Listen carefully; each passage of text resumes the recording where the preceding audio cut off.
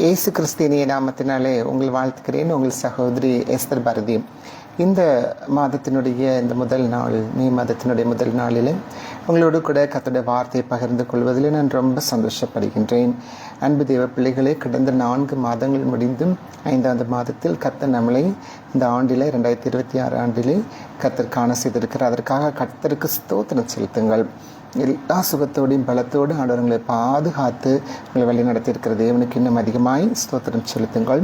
இன்னைக்கு ஒரு வேத வாக்கியத்தை நம்ம பார்ப்போம். ஏசாயா தீர்க்கதரிசன புத்தகம் 43ஆம் அதிகாரத்தில் 18, 19வது வாக்கியத்தை உங்களுக்காக நான் வாசிக்கின்றேன். முந்தினவைகளை நினைக்க வேண்டாம், பூர்வமானவைகளை சிந்திக்க வேண்டாம். இதோ நான் புதிய காரியத்தை செய்கிறேன், இப்பொழுதே அது தோன்றும். தேவ அன்பு பிள்ளைகளே, கர்த்தர் சொல்கிறார், முந்தினவைகளை சிந்திக்க வேண்டாம், பூர்ணமானவைகளை என்ன செய்யக்கூடாதாம், யோசிக்க வேண்டாம். இதோ புதிய காரியத்தை உங்களுக்கு செய்கிறேன். இன்றைக்கி பல பேர் வாழ்க்கையில் சொல்லுவாங்க, நாங்கள் அந்த காலத்தில் எப்படி வாழ்ந்தோம் தெரியுமா, எங்கள் அப்பா எங்கள் தாத்தாலாம் எப்படி வாழ்ந்தாங்க தெரியுமா, நான் எப்படி வளர்க்கப்பட்டேன்னு தெரியுமா, ஆனால் இன்றைக்கி நான் ரொம்ப கஷ்டப்படுறேன். இன்றைக்கி நாங்கள் அப்படி வாழ்ந்த வாழ்க்கையை பார்த்துட்டே யோசிக்கிறோம், ஏங்குறோம், அந்த வாழ்க்கை திரும்ப கிடைச்சிடாதா அப்படின்னு சொல்லிட்டு. ஒரு நாட்களில் இருந்த செல்வ செழிப்பு, ஆரோக்கியம், எவ்வளோ வேகமான ஆரோக்கியமாக இருந்தேன், எவ்வளோ வேகமாக நான் ஓடுவேன், எவ்வளோ சுறுசுறுப்பாக எல்லா வேலையும் நான் செஞ்சுருவேன் அப்படின்னு சொல்லிட்டு எல்லாத்தையும் இன்றைக்கி நம்ம ஆரோக்கியத்தை இழந்தவங்க, சுகத்தை இழந்தவங்க இன்றைக்கி நம்ம யோசிக்க முடியும். பல பேர் அன்றைக்கி இருந்த ஆசீர்வாதம் இன்றைக்கி இல்லை. ஏன் இன்றைக்கி நான் சாப்பிட கூட கஷ்டப்படுகிறேன், பிள்ளைகளை படிக்க வைக்க கூட நான் கஷ்டப்படுகிறேன், இன்றைக்கி பிள்ளைங்க திருமணத்துக்காக நான் யோசிக்கிறேன். தாத்தா பாட்டிங்க எத்தனையோ பேருக்கு திருமணம் செஞ்சு வச்சாங்க, எத்தனையோ பேருக்கு நல்ல வாழ்க்கை கொடுத்தாங்க, வேலை வாங்கி கொடுத்தாங்க, வேலை அமைச்சு கொடுத்தாங்கன்னு சொல்லிட்டு இன்றைக்கி பழையவைகளை குறித்து நம்ம பல நாட்கள் யோசித்து கொண்டே இருக்கிறோம். ஆண்டவர் சொல்கிறார், அதெல்லாம் போதும். இன்றைக்கி உன் காலத்தில் ஆண்டவர் புதிய காரியத்தை உனக்கு அன்றைக்கி செய்ய தோன்றுவாரம்மா, அது இப்போதே தோன்றும் என்று உன்னோடு கூட பேசுகிறார். விசுவாசிக்கிறவங்க மாத்திரம் ஒரு ஆமீன் உங்கள் வீட்டில் இருக்கும்போது சொல்லுங்கள், பார்க்கும்போது சொல்லுங்கள். ஆமீன் என்றால் அது அப்படியே நடக்கணும் என்று அர்த்தம். அப்படியே நடக்குமா, கர்த்தர் செய்து தருவார். பாருங்கள், ஒரு சம்பவத்தை நம்ம வேதத்தில் பார்க்கலாம்.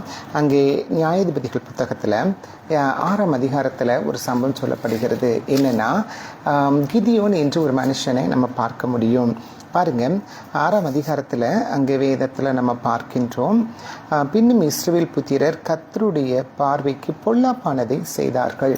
இந்த அன்பு பிள்ளைகளே, இஸ்ரவேல் ஜனங்க பொல்லாப்பானதை மீண்டும் செய்ததனால மீதியானவர்கள் கைக்கு கர்த்தர் என்ன செய்தாராம், அவர்களை ஒப்பு கொடுத்தார் என்று நம்ம வேதத்தில் பார்க்கின்றோம். அன்பு தேவ பிள்ளைகளே, ஏன் 7 வருஷமாக அந்த மீதியான கையில் இஸ்ரவேல் ஜனங்களே ஆண்ட கர்த்தர் ஒப்பு கொடுத்தார். அவங்க விதைச்சிட்டே வந்தாங்க, எல்லாத்தையும் கெடுத்து போட்டார்கள். தொடர்ந்து வந்து அவங்க செய்த தவறு எல்லாத்தையும் கர்த்தர் பார்த்துக்கிட்டே இருந்தார். ஆனால் அந்த ஜனம் மனம் திரும்பி வாழ்கிற வாழ்க்கை அவங்களுக்குள்ள என்ன இல்லை, வாழ முடியல.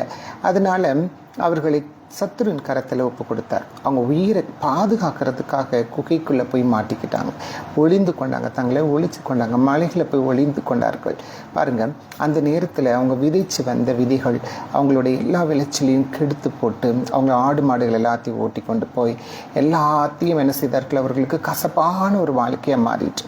இந்த அன்பு பிள்ளைகளும் இன்றைக்கி கூட இஸ்ரேலுக்கும் ஈரானுக்கும் சண்டை நடக்கும்போது குண்டு போட்டோம்னா பங்கருக்குள்ளே போய் என்ன செய்கிறாங்களா, ஒளிந்து கொள்கிறார்கள்.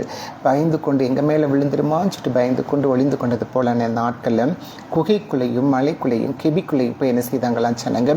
சண்டை வரும் பொழுது ஓடி தன்னை உயிரை பாதுகாக்கிறதுக்காக போனாங்க. பல வருடங்களாக 7 ஆண்டுகளாக கசப்பு, சாப்பிடுவதற்குள்ள உணவு இல்லை. அங்கே விளையுது எல்லாத்தையும் வந்து மீதியானர்கள், அமலேக்கியர்கள், கிழக்கத்திய புத்திரர்கள் எல்லாரும் வந்து கெடுத்து போட்டுடுறாங்க. அப்போது அவங்க 7 வருஷத்தில் அவங்களுக்கு எவ்வளவு கொடுமை இருந்திருக்கும், எவ்வளவு அவங்க சமாதானம் இல்லாத ஒரு வாழ்க்கையை வாழ்ந்திருப்பாங்க. அப்பதான் கர்த்தர் பாருங்க, கிதியோனை கர்த்தர் தேடுகிறார். கிதியோனை கேட்டு வா, இந்த ஜனத்தை உன்னை கொண்டு நான் ரட்சிப்பேன் என்று சொல்லி கர்த்தர் அவனை கூப்பிடும்போது அவனை பதில் சொல்கிறான். பாருங்கள், வாசிக்கிறேன் உங்களுக்காக. அந்த நியாயாதிபதிகள் 6ஆம் அதிகாரத்தில் அங்கே 13ஆம் வாக்கியத்தில் சொல்லப்படுகிறது.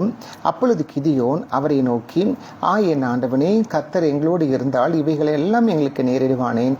கர்த்தர் எங்களை எகிப்தில் இருந்து கொண்டு வரவில்லையா என்று எங்கள் பிதாக்கள் எங்களுக்கு விவரித்து சொன்ன அவருடைய அற்புதங்களை எல்லாம் எங்கே? இப்பொழுது கர்த்தர் எங்களை கைவிட்டார் என்று அவன் என்ன செய்கிறான், மீதியானர் கையில் ஒப்பு கொடுத்தார் என்று சொல்லி புலம்புகிறான். கர்த்தர் பாருங்க, அந்த நாட்களில் எங்கள் அப்பா எங்கள் தாத்தா பாட்டிங்களெல்லாம் சொன்ன அந்த கர்த்தர் எங்கே? அவர் எங்களுக்கு செய்த அதிசயம் எங்கே? அடையாளம் எங்கே? அற்புதம் எங்கே? இன்றைக்கி நம்ம அப்படி தான் சொல்லிகிட்டு இருக்கோம். அந்த நாட்களில் கர்த்தர் எங்களுக்கும் இதெல்லாம் செய்தார், இதெல்லாம் நடத்தினார். ஆனால் இன்றைக்கி நான் கஷ்டப்படுறேன். இந்த பிள்ளைகளே, அந்த அற்புதம் எங்கே என்று சொல்லி இன்றைக்கி நீங்கள் கேட்கலாம். அந்த அதிசயம் எங்கே என்று சொல்லி நீ இன்றைக்கி கேட்கலாம். ஆனால் கர்த்தர் சொல்கிறார், பூர்ணமானவைகளை நீ சிந்திக்க வேண்டாம். அதை நினைச்சு நீ துதித்து பாடு, பழகு. ஆண்டவர் நன்மை செய்வார் என்று சொல்லி துதி. கடவுள் நிச்சயமாய் உன் சத்தத்துக்கு இறங்குகிற தேவன். இதோ புதிய காரியத்தை செய்கிறேன், அது இன்றே செய்கிறேன் என்று உனக்கு வாக்கு கொடுக்கிறவர். விசுவாசிக்கிறவங்க மாத்திரம் ஒரு அலலியை சொல்லுங்க. அலலியை சொன்னவங்களுக்கு மட்டும்தான், ஆமேன்னு சொன்னவங்களுக்கு மட்டும்தான். ஏன்னா அந்த வார்த்தை பரலோக வார்த்தை, அந்த பரலோகத்தில் துதிக்கிற வார்த்தை. நீங்கள் துதிங்க கர்த்தருடைய சமூகத்தில். ஆண்ட பெரும் காரியங்களை கர்த்தர் என்ன செய்வார்? உங்கள் வாழ்நாட்களை செய்வார். பாருங்க, அவனுக்குள்ள ஒரு பெரிய சந்தேகம். அந்த கர்த்தர் எங்கே போயிட்டார்? எங்களை இந்த 7 வருஷமாக கஷ்டப்பட விட்டுட்டாரு, கண்ணீர் வடிக்க விட்டுட்டாரு. அந்த கடவுள் எங்கே போனார்? என் ஜனங்கள் சாப்பிட கூட வழி இல்லாமல் உயிரை பாதுகாக்கிறதுக்கு குகைக்குள்ளேயும் அங்கே மலைக்குள்ளே போய் ஒளிந்து கொள்கிறார்களே, நாங்கள் என்ன செய்யட்டும்? இந்த தேவன் உயிரோடு இருக்கிறாரா இல்லையா சொல்லி பார்க்கலாம் அப்படின்னு சொல்லி மீதியானர் கொடுமைக்காக கிதியோன் கடந்து கஷ்டப்பட்டு அழுகிறான். ஆனால் அந்த நேரத்தில் கர்த்தர் அவன் கிட்ட கூப்பிட்றாரு, வா, இந்த ஜனத்தை, உன் ஜனத்தை, இஸ்ரவேல் ஜனத்தை மீதியானர் கையிலிருந்து தப்புவிக்க நான் உன்னை தெரிந்து கொண்டேன். பாருங்க, அவன் புலம்புன, அவன் பழையசெல்லாம் யோசித்து பார்த்துட்டு கேட்குறான், புலம்புறான். ஆனால் ஆண்டவர் அவனை தான் முன் குறிச்சிருக்கிறார். இன்றைக்கி நீ புலம்பிக் கொண்டு இருக்கிற பழைய காலத்திலலாம் நினச்சி புலம்பிக் கொண்டு நாங்கள் அப்படி வாழ்ந்தோம், அப்படி இருந்தோம்னு சொல்லிட்டு இன்றைக்கி ஆண்டவர் உன்னை தான் தேர்ந்தெடுத்திருக்கிறார். எந்த அன்பு பிள்ளை, இன்றைக்கி ஒரு புதிய காரியத்தை செய்வேன் என்று கர்த்தர் வாக்குரைக்கிறார். அந்த வார்த்தையில் ஜீவன் உண்டு, இந்த ஜீவன் உனக்குள்ள கிரியை செய்யும். அது மட்டும் இல்லாமல் அவன் சிந்திக்கிற விஷயம் பாருங்கள், நான் எதனால் இஸ்ரவேல் ஜனங்களை இவ்வளோ பெரிய எங்களை எதிரிகள் கையிலேருந்து தப்புவிப்பேன் என்று கேட்கும்போது கடவுள் சொல்கிறார், ஒரு மனுஷனை நீ முறியடிப்பது போல அடிப்பாய், ஆனால் உன் கூடவே நான் இருக்கிறேன்.